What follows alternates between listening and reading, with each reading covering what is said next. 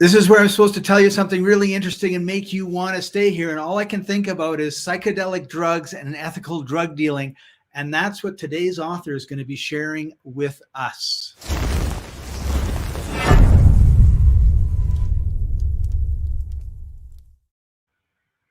Welcome, everybody. I'm Scott Patton, your host. This is Books Cafe, sponsored by www.free-ebooks.net.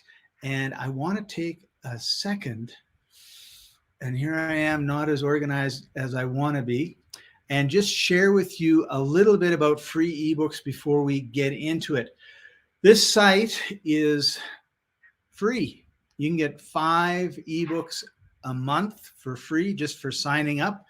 And there are endless books and endless topics. We go through them. We figure out what categories to put them in. So if you like science fiction, you like religion, you like nonfiction, you like fiction, you like poetry, you like the classics, we've got it there for you.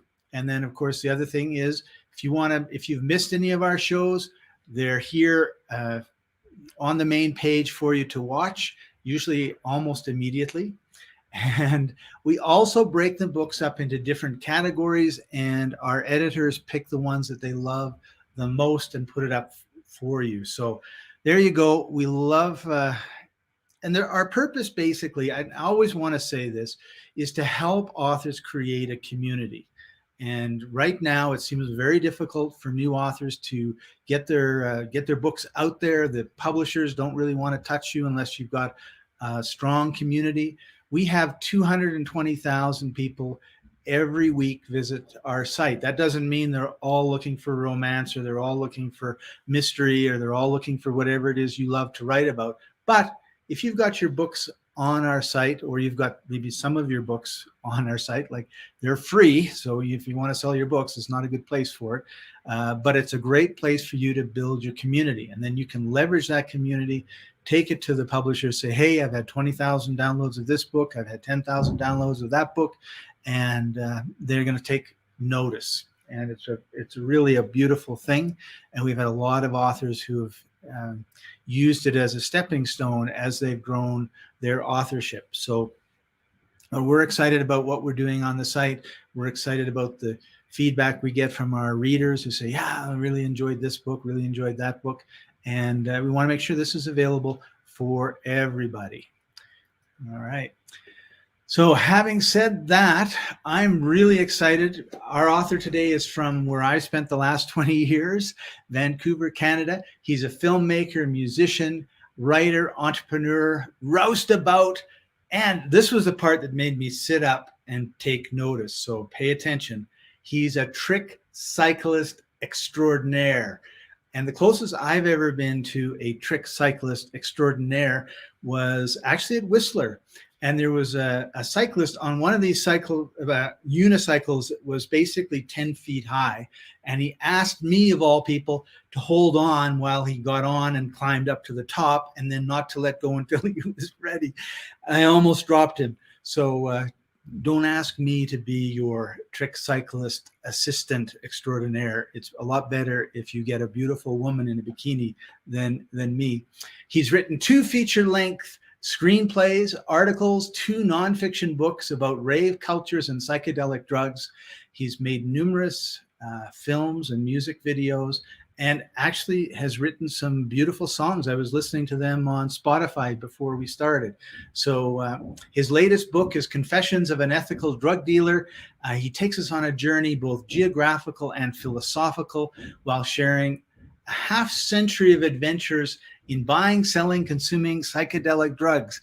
And I could say some more, but I can't wait to hear about all of this. So with no further ado, welcome Jimi Fritz to the show. Glad to have you here.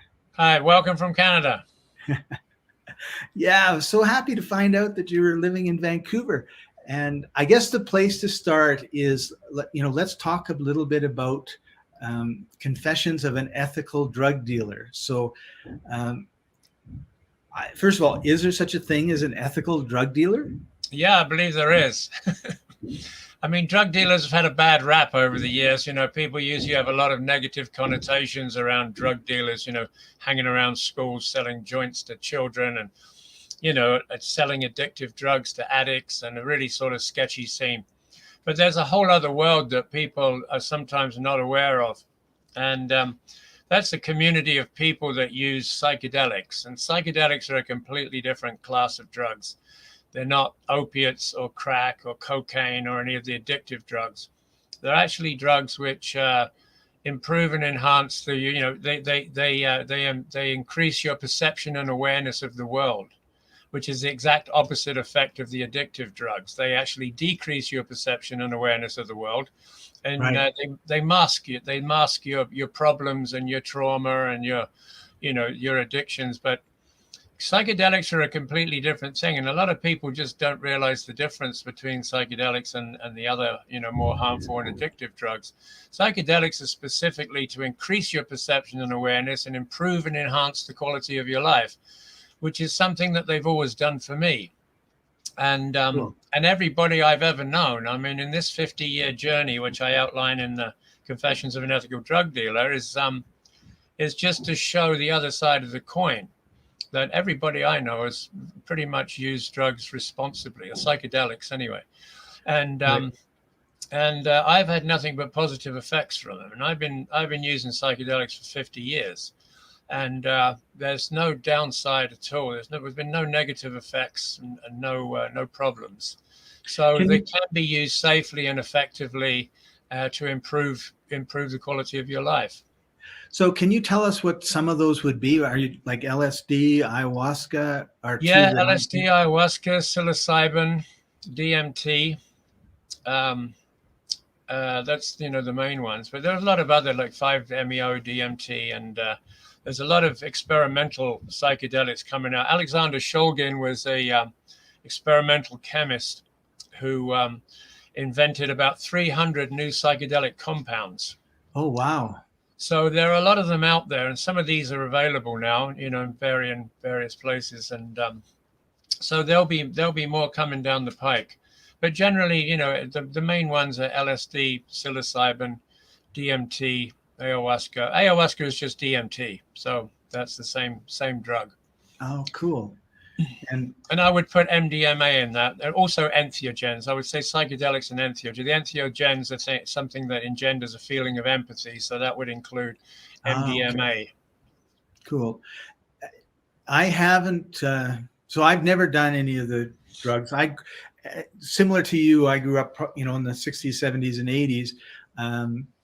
And in the 60s, there was a real strong anti-LSD campaign. And Yeah, so I tended to stay away from it. I also tended to stay away from it because my problem is more keeping my feet on the earth than it is, going on trips. So that was something I just never wanted to do, but I've always been fascinated by it. And I've also had a number of friends who've gone on the ayahuasca journey of death and rebirth, if I can put it that way. And it's been a really amazing, I've been there with them, and it's been a really amazing experience for them, and really helped them get through a lot of the things and I think one of the things that you said is really, really important. Like, a lot of times people are taking these psychiatrists prescribed drugs that just numb them. Like, my yes, son, he's a beautiful jazz musician, and he plays the saxophone, and he's depressed. So, we looked at, what can we do to help? What can we do to help? And one of the things that we did was we got him to a psychiatrist, and the psychiatrist gave him some drugs, and he said, well, I can't take these because when I take these, I don't feel like playing. And it just kills my right. whole creative being. So he just stopped. Yeah, it's often the case because these drugs just suppress the symptoms. So your symptoms of your psychotic symptoms, or depression or anxiety, whatever it is, the drugs that psychiatrists use are designed specifically to suppress and wipe out those symptoms. Well, with those symptoms go a lot of your energy, vitality, creativity. They'll get crushed as well. Right. But they're actually not that effective. I mean, if you're going into psychosis regularly, you need something to combat that. But that's kind of an extreme case. But I think these drugs are overprescribed. And now there's a revolution in psychedelic psychotherapy that's taking place right now. There's studies going on all over the world right now. It's unbelievable the amount of studies that are going on and research into psychedelics and what they're good for. And they're finding that, there's an epidemic in microdosing right now. I must know a couple of dozen people that are microdosing. They're microdosing psilocybin or LSD, and very often it's for depression. And it elevates your mood. It creates new neural pathways and gives you a new way of thinking about it. Because often I think depression is just getting stuck. You get stuck in these same patterns of thinking. And to break you out of that, psychedelics are very good at that, because they actually create new neural pathways for the same experience. So you have a new experience and a fresh look and a fresh perspective. And that can be very valuable, particularly when it's combined with therapy. So, Jimmy, you mentioned a number of drugs, and British Columbia is famous for a certain weed that grows all over the place. And you didn't mention that. So how does marijuana fit in with what you're talking about? Yeah, I think marijuana is also, I could be classified as a psychedelic, because it's not addictive for one thing, and it has medical applications. I mean, the Class A classification in the US is, a Class A drug is something that has no therapeutic value and is addictive. And so cannabis has been on that list for a long time and still is on a federal level. So that's complete, because there's a lot of research now, a lot of credible scientific research into the benefits of cannabis for a lot of different things. Right. And it'll shake out. I mean, this research hasn't been done until now because the drugs have been illegal, and if they're illegal, they can't be researched. So now that they're legal, and in Canada now, we're the second country in the world to legalize recreational use of marijuana. We've had medical use of marijuana for some time, but the recreational use of marijuana is now national. And before that happened, Jimmy, I recall those conversations that were happening, on the airwaves and everything else, and everyone seemed to be concerned that there would be 30 million Canadians walking around stoned and not able to do anything. Yeah. And you're there on the ground. Like, what has the results been? It didn't really change anything. I didn't see any change in use. All the people that I knew that smoked pot, they still smoke pot. And I think a few people that, there's a very small percentage of people that didn't smoke pot because it was illegal. So when it became illegal, there may have been a handful of people that thought, oh, well, now maybe I'll try it. But really, making a drug illegal doesn't stop anybody doing it, because it's readily available. And especially in BC, the whole economy in BC has been fueled by the marijuana industry for about 30 years now. Right. And there are whole towns depended upon it, and while it was illegal, so it didn't really change that. And that would have been my response too, because I didn't notice any difference at all. Like, one day it's illegal, oh, the next day it's legal. And the only difference was that the illegal shops had to shut down because they couldn't get a license. Yeah, right. So, well, we had about 30 or 40 pot stores that were all operating illegally, because there was this gray area. First of all, they went for medical marijuana and they legalized medical marijuana. So all these stores opened up and said, oh yeah, we're medical marijuana. And you just went in and, showed your driver's license, and they give you a card, and now you're a medical marijuana user. So it was a bit of a farce. But with the legalization, a lot of those stores did get shut down. The whole thing is legalized now through the liquor board. So they buy from the growers. The growers are licensed. They sell to the liquor board, and the liquor board sells to the licensed stores. So what's really changed is the government now has its finger in the pie and taking a slice off the top. Yeah, and it's caused some problems too, because there's problems with the supply chain now, and they're hanging on to the pot too long, and it's all dried up, and people are complaining about the quality. And of course, it's very expensive because it costs a fortune. If you want to be a licensed marijuana grower now in Canada, it's pretty much $1 million or more to set up your grow up. You've got to set it up and then get it approved. You can't pre-approve it. That's a huge problem. So only the big money players and the people with, corporate funding and whatnot can really get into the game. So it's really knocked out the entire, industry. All the growers that made the industry, all the growers that created the industry in BC are now kind of frozen out because they can't get licensed. So the government, if they really had wanted to destroy marijuana, should have just legalized it 30 years ago, and that would have been the end of it. Well, I don't know about that. They've done a really good job of destroying the distribution. Maybe that's what will happen, is there'll be this shadow distribution thing that pops up, right? Because I know people that were in the mountains of British Columbia, down a dirt road, and almost impossible to find, growing marijuana, and they weren't necessarily supplying it to stores when it was illegal. No. So they might, why not just do the same thing? Well, there's still a very healthy underground market in BC, because it's they're like the people that have been growing it for 30 years are really good at growing it, and so they're growing like AAA Supremo marijuana, but the best in the world. BC Bud won the Cannabis Cup, like I think 8 years in a row or something. It's undeniably the best marijuana in the world. So all those growers that created those strains and did all the work and they're still growing, and they're still underground. Right. So there's still a market for that. I don't think they'll wipe that out completely. No, I don't think it's possible. Not with the way, British Columbia has a couple very large, like one really large city and a bunch of really large towns, and the rest of it is mountains and jungle and rainforest. So it's, if you want to move stuff around, you can do it pretty easily.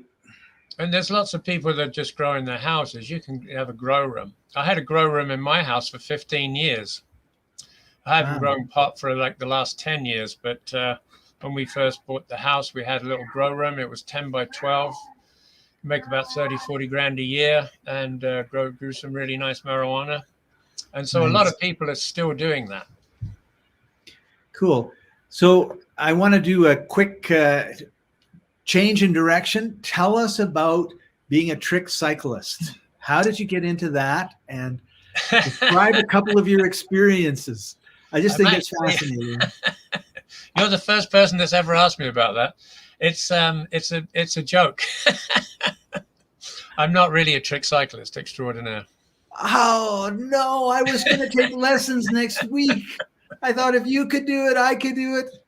Now my son is a trick cyclist. Okay. He rides a unicycle and juggles at the same time. Now, has he got one of the ones that's like 10 feet tall? No, it's kind of a normal size one. Normal size one. That 10-foot tall one just blew me away. That guy was so good on it. But if you fell, that would hurt. Yeah. I think getting on them is the trick. Yeah. That's the trick. I almost let go too soon, and he was like, "No, don't let go." Yeah. We have a lot of those in Victoria. Down at the inner harbour, there's buskers and stuff that come around, and there's lots of trick cyclists here. And the giant unicycle is a mainstay of street performers these days.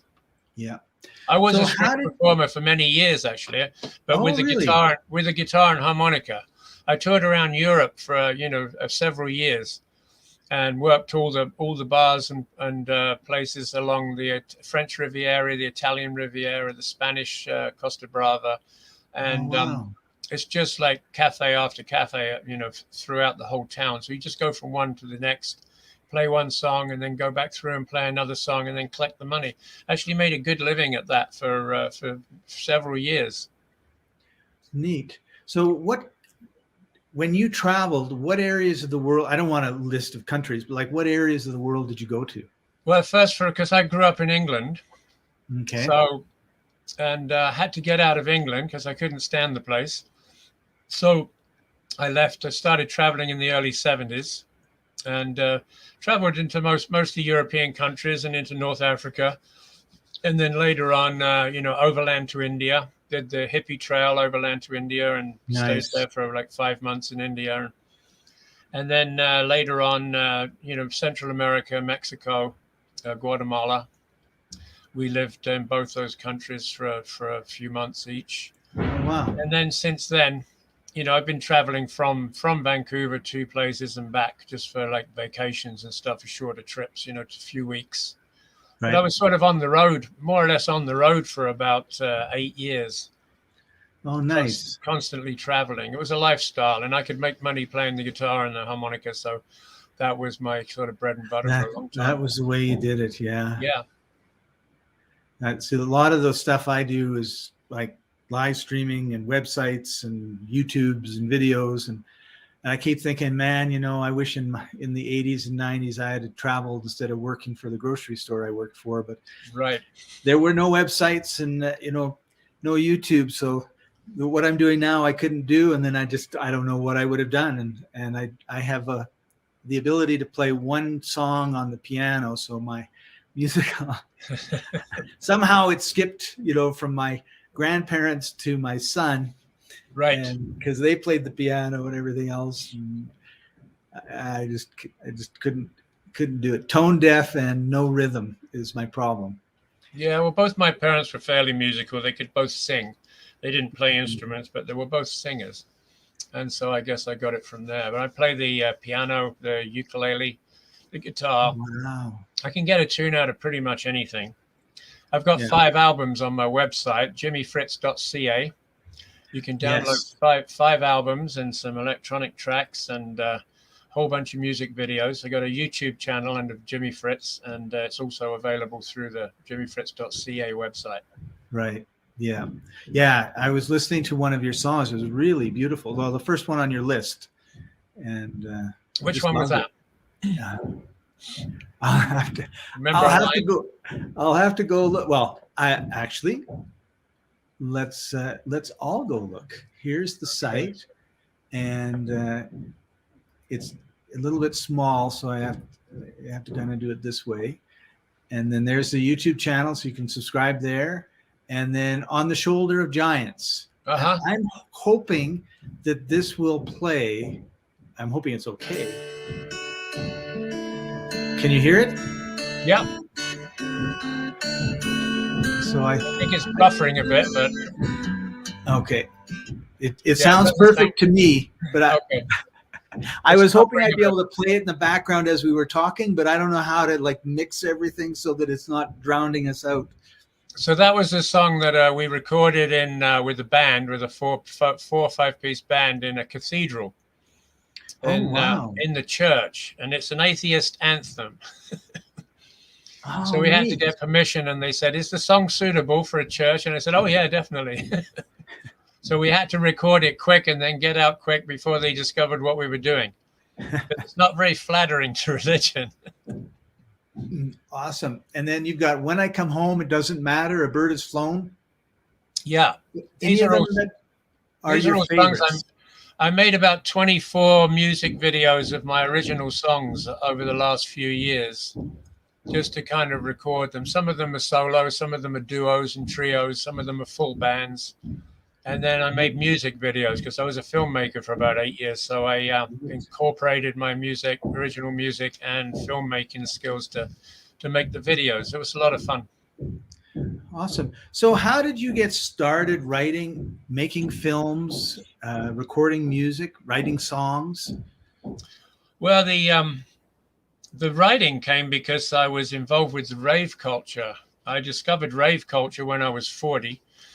I did my first MDMA and my first rave at 40, discovered electronic dance music, which I'd never heard before, blew my mind, had a fantastic experience, and thought that it was such a positive, social, cultural, musical movement that I wanted to tell people about it. So I wrote Rave Culture and Insider's Overview, which is a global overview of the rave phenomenon.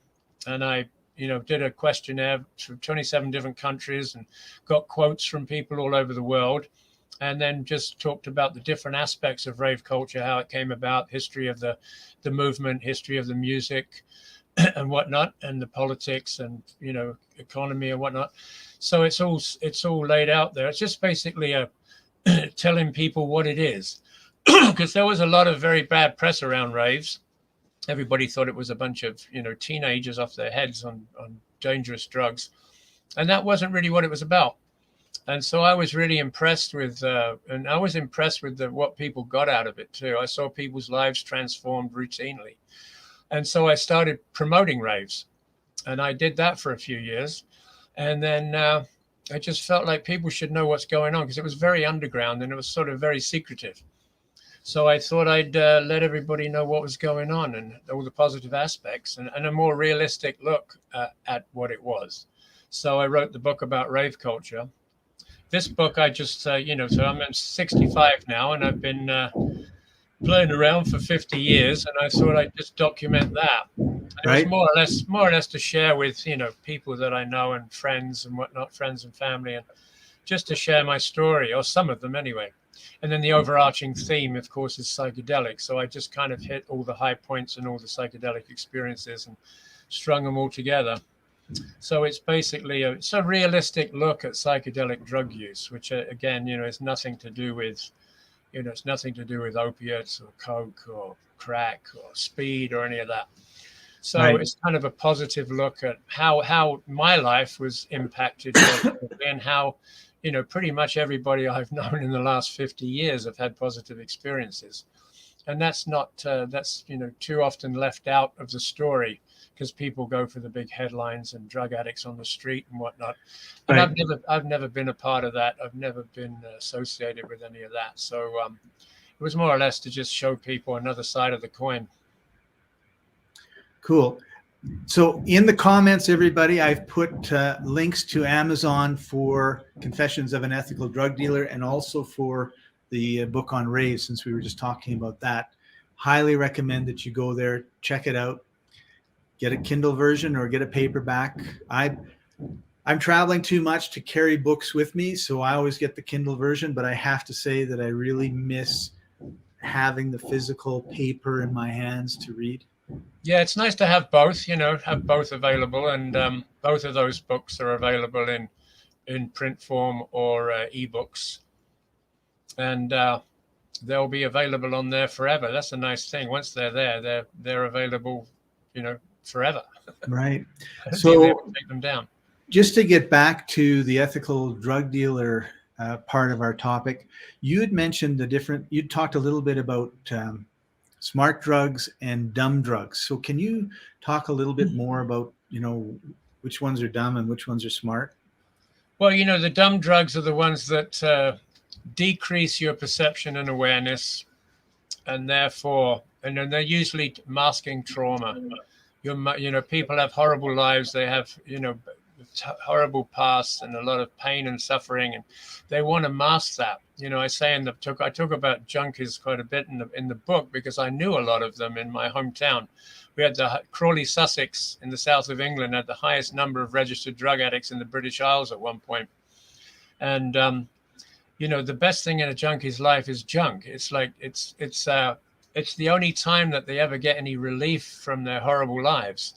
Whereas the smart drugs are the ones that increase your perception and awareness, and you get into it rather than out of it. And it's the exact opposite thing. It's the exact opposite. People are doing them for the exact opposite reason. So I think it's a distinction that we really need to make more often. So I agree. you want to be a smart person doing smart drugs and not a dumb person doing dumb drugs. But if you're a dumb person doing dumb drugs, you can do some smart drugs and then eventually become a smart person doing smart drugs. If you're a smart person doing smart drugs and you start doing dumb drugs, you might end up being a dumb person doing dumb drugs, and you don't want that. You remind me of an experiment these people did with mice or rats, I forget which. And they had two water bowls. One was full of heroin, and I think it was heroin, and the other one was just water. And they put them in a very boring box with nothing to do. And they drank the heroin water all the time and got drugged. Yeah. And then they took the same ones who were now addicted, and they put them in the ultimate mouse or rat playground. There was all these things to do, and there was cheese, there was enough food, but there was also interesting challenges for them. And it was a beautiful, lovely environment. And they all stopped doing the heroin. Right. And they all went, and they were just living a great life, right? And I often think of that. I think, we have these places where, they're awful places for people to live. And then we wonder why they get onto the dumb drugs and they numb themselves and everything else. Yeah, And because people are in a bad situation. They have a bad home life and a bad upbringing. They're in poverty. They have no opportunities, and so they go for the heroin button. right. because it gives them some relief. It gives them some respite from the situation. Whereas if you do the same experiment, if you do it with cocaine, they keep going for the cocaine too. But if you do the same experiment and you give them LSD, they do it once and they never do it again. The LSD. Yeah. All right. I didn't know that. I guess it just makes the case that it's non-addictive. Right. That's interesting. Yeah, because that was the big thing in the 70s. Like, oh, you take one LSD, you're going to be addicted for life. And I'm on the street. And so many lies. So many lies. So we're getting towards the end of our time, Jimmy. Okay. And before we go, because we have a lot of new authors or authors that want to be more successful.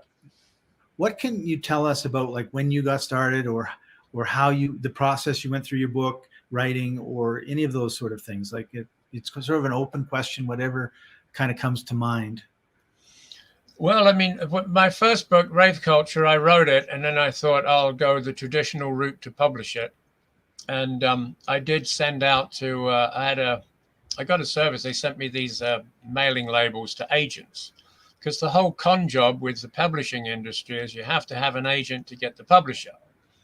So you try and get the agents, and that most of them, I'd say about 80% of them never got back to me. I never heard a thing. They didn't even have the courtesy to send a, rejection email. So that was a bit disappointing. So I went ahead and started to self-publish, and was formatting and designing the cover and this and that. And then right at the last minute, an agent did come through and said, oh yeah, we'd be interested in publishing the book. We'll assign an editor and this and that. So first of all, they want to re-edit the book. And I was happy with the book. I was finished. So I wasn't into that. Then they wanted to redesign the cover, which I thought was fantastic. So I didn't want to do that. So at the end of the day, I thought, well, what are you going to do for me? You're going to get me a publisher, and they're not going to market the book. You still have to market the book. So I think the publishing, the traditional route to publishing through an agent and a publisher, I think it's going the way of the dodo. I think it's like the music industry. It's very much a different industry now. Like, you don't need a publisher to publish a book. There's lots of services out there. There's lots of people. I use services through reedsy.com. And they have, a lot of professionals. So if you want a formatter, or if you want a cover designer, or if you want editor or proofreader or whatever, there's all these services available, and you can print your own book. It's very easy to publish. I published this book through Ingram Spark, and that's just a one portal that you just upload your books to. They distribute ebooks and Apple Books and Google Books and Amazon in England and Australia and the US and everywhere. Oh, nice. So they do it all for you, and then they just send you a check every month. So that's nice.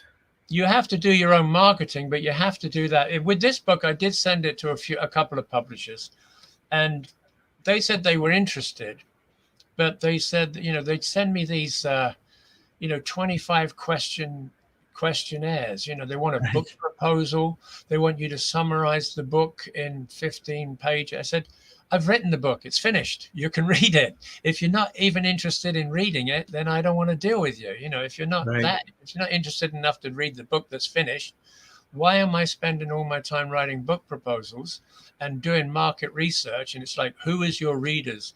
What social platforms are they on? And endless questions, which I have no interest in. I mean, I don't care about what social platforms my readers are in. I don't even really care about I don't have a demographic. I don't have an idea of who I want to read the book. Anybody that's interested in it, of course, right? Right. So it all seemed to be just very, very convoluted, and all their way or the highway. So No, I decided to self-publish, and I'm writing another book, a novel right now, and I will self-publish that as well. So, Jimmy, how long does it normally take you to write a book? Well, the first book took me a year to write and a year to publish. This one took me about a year to write and 2 months to publish. The next one will probably be more extensive because it's a bigger project and it's a more kind of involved project. These ones were fairly easy to write, because this one, Confessions of an Ethical Drug Dealer, was basically just stories from my past. So I didn't have to make anything up. The new one's a novel, but it's still going to be autobiographical. I think all novels are autobiographical. I mean, where do you get it from if not from your own life? Right? Yeah. I agree. And I think sometimes people, they use the fiction as a way to change enough things so that the parts they don't want people to come after them for or argue with them is just part of the story, as opposed to if you wrote a nonfiction saying this is the way you should live your life, right? Right. I mean, all the great writers, if you think about it, like you can look up Bukowski and Vonnegut and anybody really. It's all autobiographical. It's all from their lives. I mean, they get all their characters from people that they know. Right. All of Hemingway's characters are based on people that he knew. Yeah. And when you think about it, how could it be any other way? Right. Where can you get it from if not from yourself? Right. Yeah. Because you have to draw from something. And of course, the most authentic area to draw from is our own lives. Right. Yeah. So this one's going to be largely autobiographical under the guise of fiction. Cool. Well, it's been great having you on the show, Jimmy. And I just want to invite you to come back when your book is done and you want to tell our audience about it. We'd love to have you back. So. Okay. Thanks a lot, Scott. Nice talking to you. Yeah. So is there anything you'd like to leave our audience with? So that sounded like a goodbye, but it really wasn't. It was an invitation to return. After I said it, I said, oh, that sounds like I'm telling everyone, oh, we're done. See you later. And we are at the end of our time together too. But I just wanted to thank you very much for coming on. I wanted to invite you back. And I wanted to ask you if there was any last words you wanted to leave with our audience. Just check out my books. Check out the website, jimifritz.ca. Both of the books are available through there. My YouTube channel is available through there. And it will satisfy all your entertainment needs. Awesome. Thank you for joining us, Jimmy. Okay. Thanks a lot, Scott. Bye-bye. Thanks for joining us, everyone. We really appreciate having you on the show. We're usually here same time. I guess it's 5:00 Eastern on Thursdays. And next week, we've got a really exciting guest to join us. I really appreciate Jimmy coming on and sharing everything he shared with us. And we'll see you next time. Bye for now.